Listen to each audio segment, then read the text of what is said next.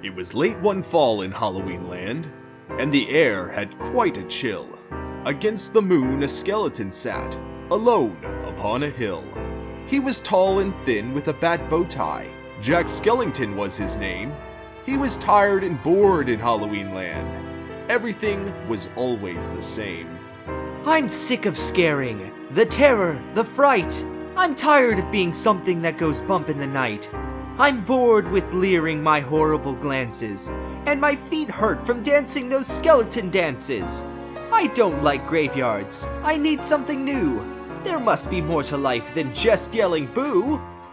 Then out from a grave with a curl and a twist came a whimpering, whining, spectral mist. It was a little ghost dog with a faint little bark and a jack-o'-lantern nose that glowed in the dark. It was Jack's dog Zero, the best friend he had. But Jack hardly noticed, which made Zero sad. All that night and through the next day, Jack wandered and walked. He was filled with dismay. Then deep in the forest, just before night, Jack came upon an amazing sight. Not 20 feet from the spot where he stood were 3 massive doorways carved in wood. He stood before them, completely in awe. He gazed transfixed upon one special door. Entranced and excited with a slight sense of worry, Jack opened the door to a white, windy flurry.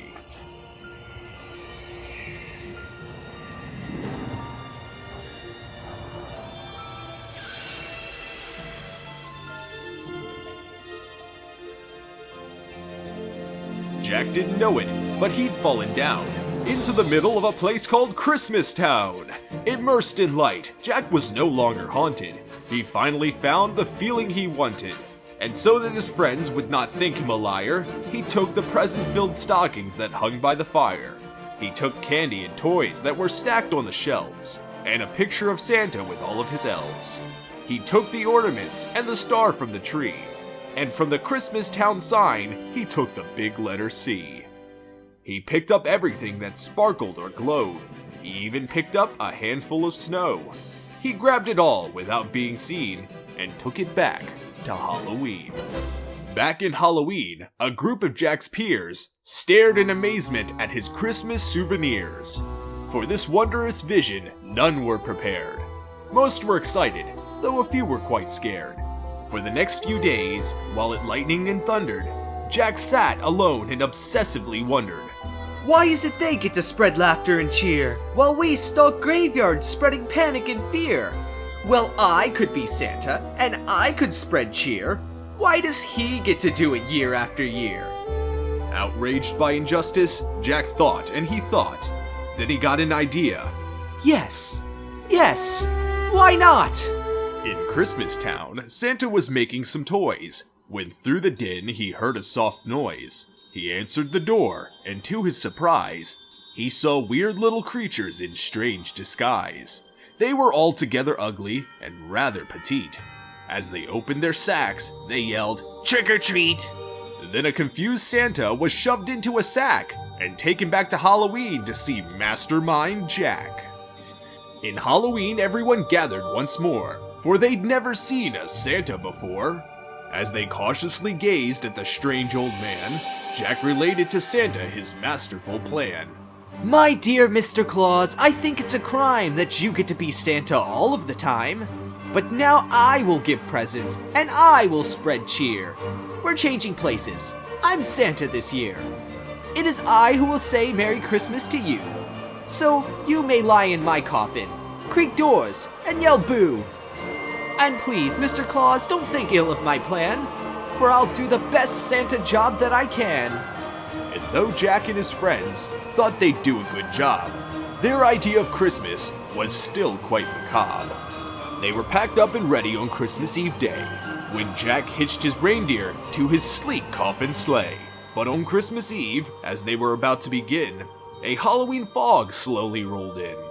Jack said, We can't leave. This fog is just too thick. There will be no Christmas, and I can't be Saint Nick.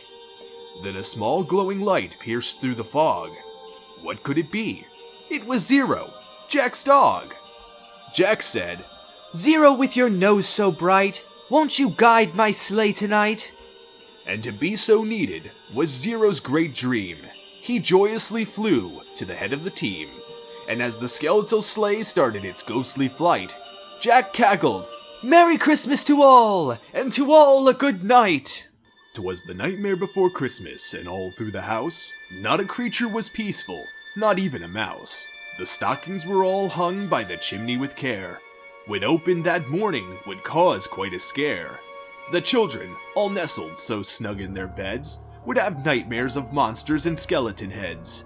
The moon that hung over the new fallen snow cast an eerie pale over the city below. And Santa Claus' laughter now sounding like groans, and the jingling bells like clattering bones. And what to their wandering eyes should appear but a coffin sleigh with skeletal deer, and a skeletal driver, so ugly and sick. They knew in a moment, this can't be Saint Nick. From house to house with a true sense of joy, Jack happily issued each present and toy. From rooftop to rooftop he jumped and he skipped, leaving presents that seemed to be straight from a crypt. Unaware that the world was in panic and fear, Jack merrily spread his own brand of cheer. He visited the house of Susie and Dave. They got a Grumpy and Pokey from the grave. Then on to the home of little Jane Neiman. She got a baby doll, possessed by a demon. A ghoulish puppet wielding an axe. A man-eating plant disguised as a wreath. And a vampire teddy bear with very sharp teeth. There were screams of terror, but Jack didn't hear it.